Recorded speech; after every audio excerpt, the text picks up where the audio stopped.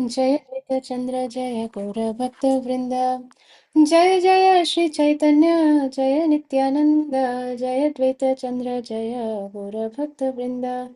हरे कृष्ण कृष्ण कृष्ण हरे हरे, हरे Ram Ram Ram Hare Hare. So, Hare Krishna, dear devotees.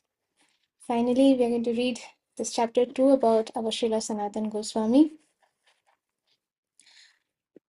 वन्दे अनन्ताद्भूतैश्वर्यं श्रीचैतन्यमहाप्रभुं, नीचोऽपि यत्प्रसादात् स्यात् भक्तिशास्त्रप्रवर्तकः।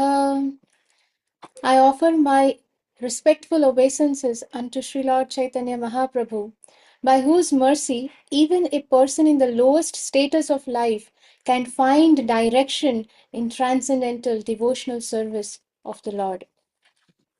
Here we, all of us, many of you, of course, most of you are uh, come from very pious background, but if you just see our own backgrounds, we can actually understand this prayer that somebody in the lowest status of life, what were our inclinations, what were our habits, how we were stuck in all this material worldly things, and what was our choice of food, what was our choice of friends, all of these things, just by the causeless mercy of Lord Sri Chaitanya Mahaprabhu, even the most a person who is in the lowest status of life, they will also find direction in what? Transcendental devotional service to the Lord.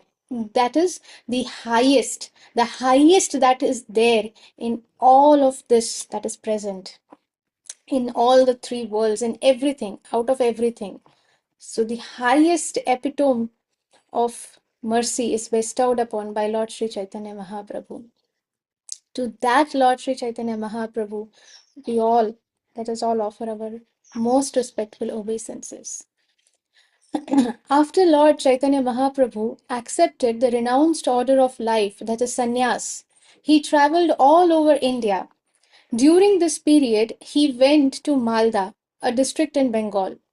In that area, there was a village named Ramkeli, where two government ministers of the Nawab Hussain Shah's regime they lived.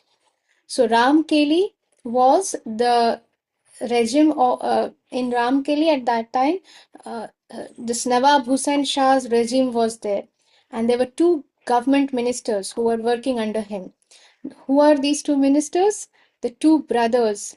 They were named Dabir Khas and Sakar Malik. But later on, they were renamed. So after initiation, we get a spiritual name from our spiritual master. Our spiritual master knows our identity in the spiritual world, and he discusses directly with Krishna, with Srila Prabhupada, and then they give us a spiritual name, which um, which many people have names of Vishnu or Narayan. In South, it is very common. But our spiritual master knows whether a particular name has that spiritual potency or not. So our spiritual master, they at the time of Diksha, at the time of initiation, give us a spiritual name, and it and that is after the consultation with Srila Prabhupada and with Krishna personally. So I'm revealing a very personal pastime. This is how our Guru Maharaj gives names, and this I've personally heard from Guru Maharaj's personal servant. So our Mahaprabhu, he named these two ministers at the time of initiation. They were named Rupa Goswami and Sanatan Goswami, respectively. So Dabir Khas became Srila Rupa Goswami and Sakar Malik became Srila Sanatan Goswami. They had a chance to meet Lord Chaitanya Mahaprabhu, and afterward they decided to retire from the government service and join his Sankirtan movement. Upon making this decision, the two brothers at once took steps to leave their material engagements, and they appointed two learned Brahmins to perform certain Vedic rituals, religious rituals that would enable them to achieve complete freedom for the devotional service of Krishna. These preliminary ritualistic functions are known as Purascharya. They require that 3 times a day one should worship and offer respects to one's forefathers, Pitru. They should offer oblations to a fire, Havan, and respectfully offer food to a learned Brahman. So, Brahman Prasad Seva, to feed the Brahmins. Five items: the time, the worship, the offering of respect, the offering of oblations into the fire, and the offering of food to a Brahman. These five things, they constitute Purascharya. These and other rituals are mentioned in the Hari Bhakti Vilas, an authoritative book of directions for the Vaishnavas. After arranging for the performance of these religious rituals, the younger brother, Dabir Khas, who later on became Srila Rupa Goswami, or not became, who is our Srila Rupa Goswami, is the Sri Rup Manjari. So Dabir Khas, Rupa Goswami, he returned home with an immense amount of money which he had acquired during his government service. The silver and gold coins he brought back filled a large boat. These days, whatever we earn is nothing in front of this, not even equal to a shilling in front of the amount that they had in front of the wealth actually that our Srila Rupa Goswami and Srila Sanatan Goswami had. And even there are other Goswamis also who belong to very wealthy families. So Rupa Goswami, he brought back silver and gold coins, not some money, not some dollars, but silver and gold coins, which filled a large boat. After arriving home, he first divided the accumulated wealth in half, 50-50, and distributed 50% to the Brahmins and the Vaishnavas. Brahmins is not just for namesake, not just someone wearing a janu is a Brahman. Brahman means a qualified Brahman, and Vaishnavas, those who are in the service of Krishna. So 50% out of the entire wealth was distributed to the Brahmins and the Vaishnavas. Thus, for the satisfaction of the Supreme Personality of Godhead, he distributed 50% of his accumulated wealth to persons who are engaged in the Supreme Lord's transcendental loving service. Brahmins are meant to understand the absolute truth. And once they understand the absolute truth and actually engage in the loving service of the Lord, they are known as Vaishnavas. So the Vaishnavas are actually higher than all the other classes, even Brahmins. Brahmins are meant to actually study the Vedas and everything, and they are meant, their purpose is to understand the absolute truth. And after they have understood the absolute truth, after they have understood that the Supreme Personality of Godhead is Krishna, the form of Krishna, the pastimes of Krishna, the paraphernalia of Krishna, once they have understood these things, the Brahmins, then they come to a point where they actually start serving the Supreme Lord. They engage themselves in the loving devotional service of the Supreme Lord. Then they are called the Vaishnavas. Then they become Vaishnavas. So once somebody is serving the Supreme Lord, they are Vaishnavas. Unless somebody does that, they cannot be called Vaishnavas. Both the Brahmins and the Vaishnavas are supposed to fully engage in transcendental service. And Srila Rupa Goswami, considering their important transcendental position, gave them 50% of his wealth. The balance, that is the 50% that remained, he again divided in half. So again, 50% which was remaining was again divided into half and half, 50 and 50. So 25-25.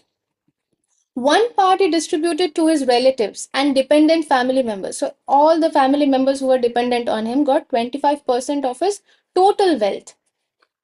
And the other, that is the other 25%, he kept for personal emergencies, not for personal luxuries, not for personal sense gratification, but any kind of emergencies.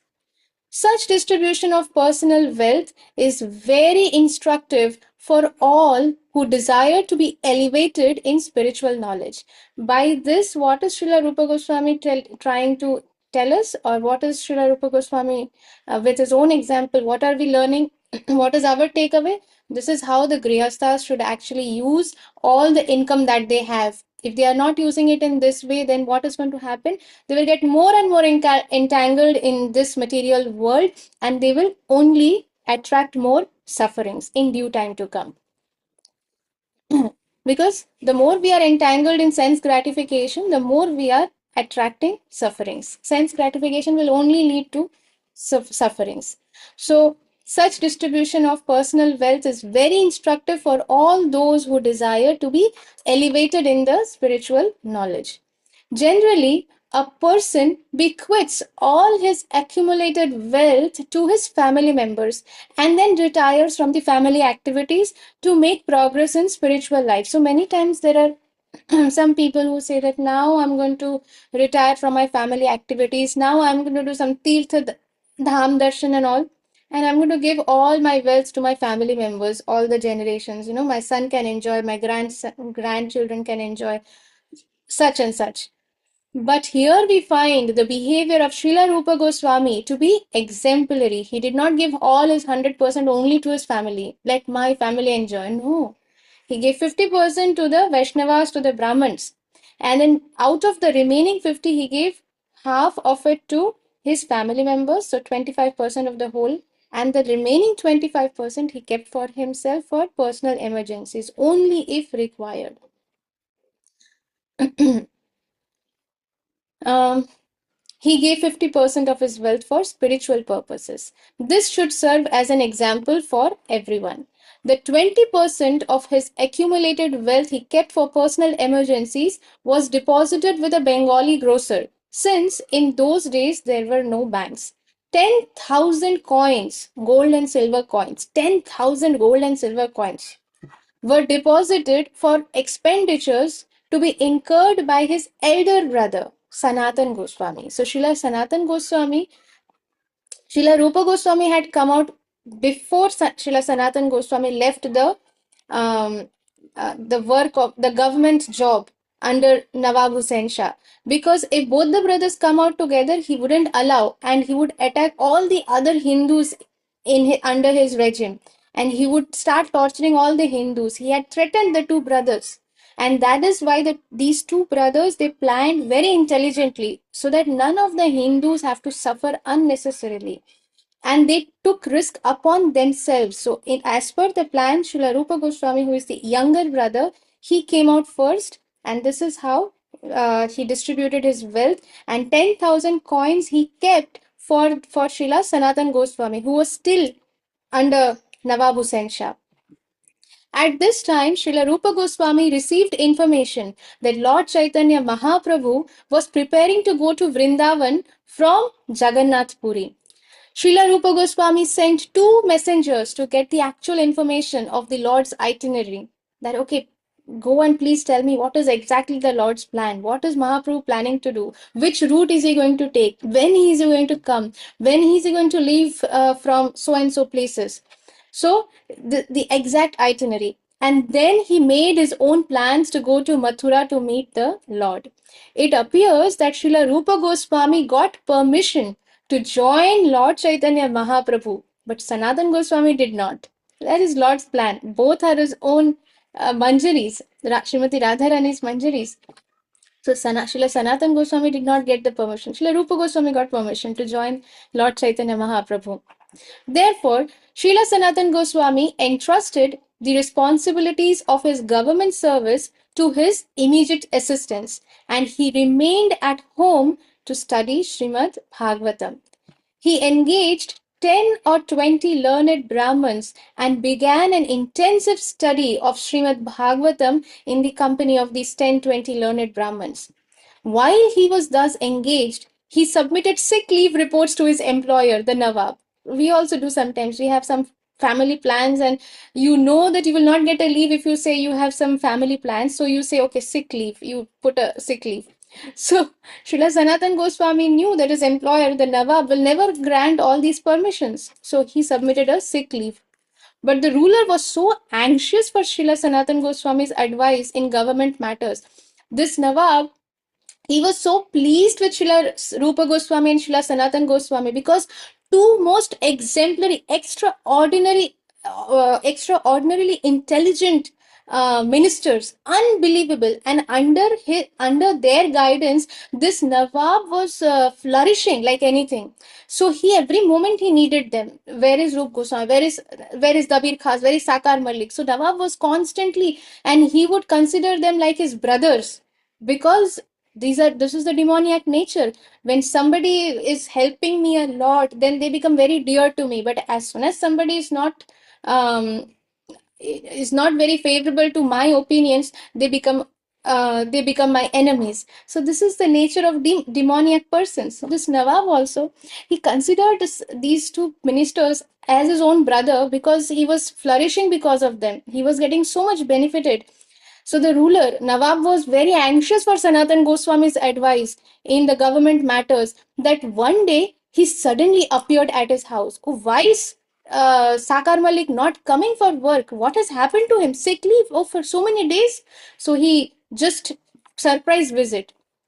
So when the Nawab entered the room where Srila Sanatan Goswami and those 10-20 Brahmins, they were assembled discussing Srimad Bhagavatam, out of respect, they all stood up to receive the Nawab, and they offered him a place to sit. Then the Nawab said, "You have submitted sick reports," the Nawab told Sanatan Goswami. "But I sent my physician to see you, and he reported that you have no illness at all.